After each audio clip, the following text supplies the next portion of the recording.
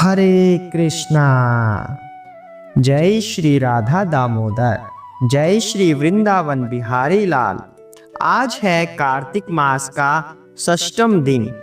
यह दिन अपने साथ एक गूढ़ संदेश लेकर आता है कि भक्ति में केवल कर्म नहीं बल्कि कर्म के पीछे का भाव ही मुख्य होता है। कार्तिक का हर दिन भगवान श्री कृष्ण के किसी एक रूप, किसी एक कृपा प्रसंग और किसी एक भक्त की कथा से जुड़ा हुआ है। आज की कथा हमें बताएगी कैसे एक साधारण व्यक्ति भी सिर्फ प्रेम और नम्रता से भगवान की अनंत कृपा का पात्र बन जाता है। श्रील प्रभुपाद कहते हैं, भगवान किसी भी विधि से नहीं, केवल सरल हृदय से जीते जा सकते हैं। यह मास, कार्तिक मास, उसी सरल प्रेम का उत्सव है जहां दीपक केवल प्रकाश नहीं देता, वह हमारे भीतर छिपे हुए अज्ञान के अंधकार को मिटा देता है।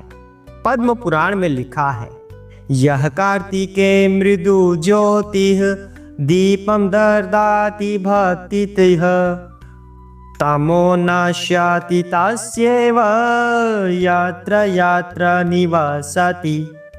अर्थात जो कार्तिक में भक्ति भाव से दीपक जलाता है उसके जीवन के अंधकार मिट जाते हैं। और अब समय है आज की कथा का, जो अध्याय 6 में वर्णित है। यह कथा हमें बताएगी कि भगवान अपने भक्त की छोटी से छोटी भावना को भी किस प्रकार महान फल में परिवर्तित कर देते हैं। हरे कृष्णा। तो आइए आरंभ करते हैं 6ठा अध्याय। नारद जी बोले, 2 घड़ी रात रह जाए तब उठकर तिलकुशा, अक्षत, फूल, धूप, दीप आदि लेकर पवित्र होकर किसी नदी, तालाब, कुआं आदि जलाशय पर जाएं।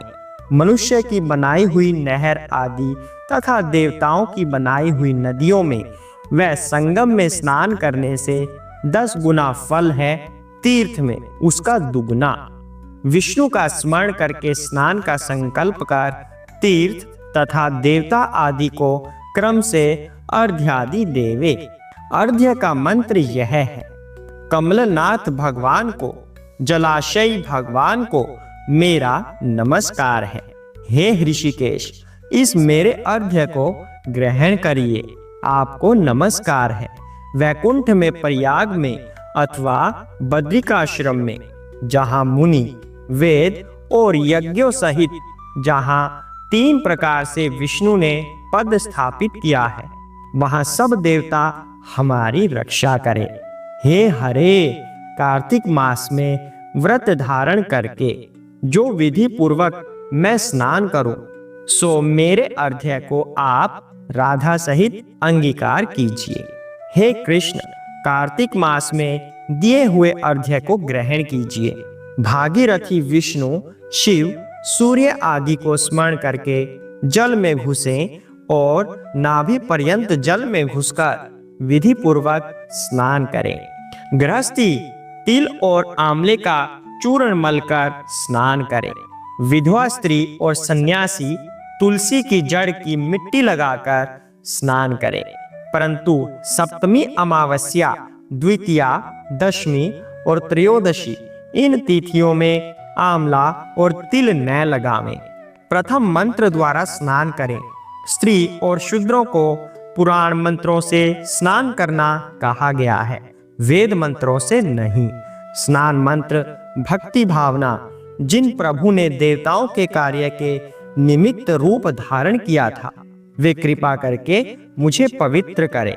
विष्णु की आज्ञा से इंद्र सहित सब देवता कार्तिक के व्रत करने वालों की रक्षा करें। व्रती मनुष्य इस प्रकार स्नान करके हाथ में पवित्री धारण कर देव, ऋषि और पितरों का तर्पण करें। कार्तिक के महीने में तर्पण में जितने तिल होते हैं उतने वर्ष पितृ स्वर्ग में वास करते हैं। तदनंतर जल में से निकलकर पवित्र वस्त्र धारण कर प्रातः काल के कर्मों को समाप्त कर हरि भगवान का अर्चन करें। तीर्थ और देवताओं का स्मरण करके भक्ति पूर्वक गंध, पुष्प और फलों से अर्घ्य प्रदान करें। तब वेद पाठी ब्राह्मणों का पूजन करें, गंध, पुष्प और तांबूल चढ़ा बार बार नमस्कार करें। ब्राह्मणों के दक्षिण चरण में तीर्थ, मुख में वेद और संपूर्ण अंगों में देवता रहते हैं। इस प्रकार हमारी पूजा होती है। ब्राह्मण विष्णु रूप हैं, इसलिए अपने कल्याण चाहने वाले कदापि इनका अपमान और विरोध न करें। फिर हरि की प्यारी तुलसी जी की पूजा कर परिक्रमा दे नमस्कार करें और कहें कि देवताओं ने प्रथम तुम्हें बनाया, मुनियों ने पूजा है, सो तुम मेरे पाप को हरण करो। तब स्थिर चित्त से पुराणोक्त हरि कथाओं को श्रवण करें। फिर भक्ति पूर्वक उन ब्राह्मणों का पूजन करें। भक्ति पूर्वक पूर्वोक्त विधियों को करने वाला नारायण की सालोक्यता को प्राप्त होता है। रोग और पातकों का नाश करने वाला उत्तम बुद्धि, पुत्र और धन तथा मुक्ति के देने वाला विष्णु भगवान के प्यारे कार्तिकों के व्रतों के सिवाय दूसरे व्रत उत्तम नहीं है। यह थी कार्तिक मास के छठे अध्याय की पूरी कथा। कथा सुनकर हरिदय स्वयं गवाही देता है कि कार्तिक मास में भगवान के सामने कोई कर्म छोटा नहीं होता। कभी दीपदान से, कभी तुलसी सेवा से, कभी एक क्षण के हरे कृष्ण नाम से वे प्रसन्न हो जाते हैं। श्री प्रभुपाद कहते हैं, even if you offer Krishna a small leaf, flower, fruit और water with devotion, he accepts it wholeheartedly. अर्थात यदि भगवान श्री कृष्ण को अपनी भक्ति से केवल एक छोटा सा तुलसी पत्र, एक छोटा सा फूल, एक छोटा सा फल या फिर थोड़ा सा जल भी यदि हम अर्पित करें तो भगवान उसे अपने हृदय से स्वीकार करते हैं। और यही इस कथा का सार है कि भक्ति में मात्रा नहीं, केवल ममता मायने रखती है। आइए अब जानते हैं आज के दिन हमें किन किन नियमों का पालन करना है और क्या क्या उपाय हम कर सकते हैं। सबसे पहले दीपदान। आज के दिन तुलसी, गौशाला और घर के द्वार पर दीपक जलाना विशेष फलदायी माना गया है। कहा गया है कि एक दीपक जो भगवान के नाम से जलाया जाए वह लाखों जन्मों के पाप मिटा देता है। तुलसी पूजा। तुलसी महारानी वृंदावन की महारानी है।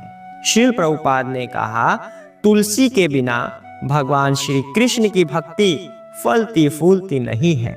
इसलिए आज तुलसी के समक्ष घी का दीप जलाकर मंत्र बोले, तुलसी कृष्णस्य प्रियतमा नमो नमः।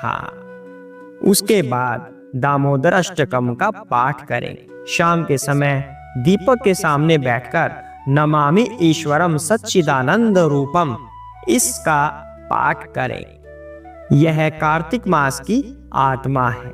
चौथा, हरि नाम संकीर्तन। रात्रि में कम से कम 5 या 10 मिनट हरि नाम का जप करें। ये जप इस प्रकार होता है, हरे कृष्ण कृष्ण कृष्ण हरे हरे, हरे राम राम राम हरे हरे।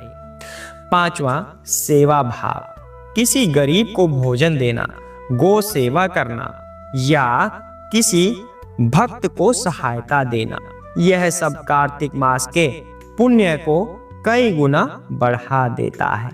अब जब हम कार्तिक मास के षष्ठम दिन की कथा सुन चुके हैं तो आइए हम मन ही मन एक प्रण करें कि इस मास में केवल सुनना नहीं बल्कि जीना है, भक्ति में, प्रेम में और नाम में। तो आज से अपने हृदय में वही दीपक जलाइए जो कभी बुझ न सके, जो हरि नाम से जलता रहे और राधा दामोदर की कृपा से चमकता रहे।